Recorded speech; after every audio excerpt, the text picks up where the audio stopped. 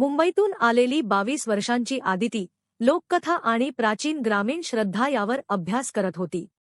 तिचा प्रोजेक्ट होता कोकणातील झाडांशी निगडीत भूतांच्या कथा. गावात आल्यावर तिला एक गोष्ट वारंवार ऐकू आली.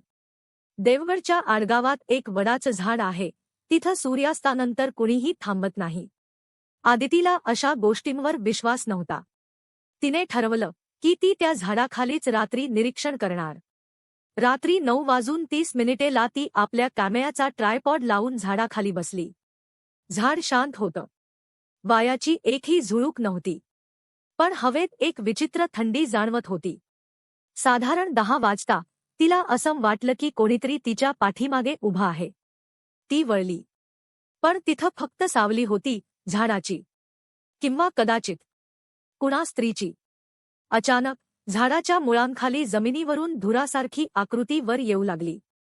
एक पांढरी साडी, केसांनी झाकलेला चेहरा आणि एक हळू फुसफुसणारा आवाज. मी इथेच गाडली गेले. माझं नाव कोणी घेत नाही. आदितीने धडधडत्या हृदयाने टॉर्च लावला. ती आकृती क्षणात नाहीशी झाली. दुसऱ्या दिवशी आदितीने रेकॉर्डिंग तपासलं. पण त्यात एक भयानक दृश्य कैद झालं होतं.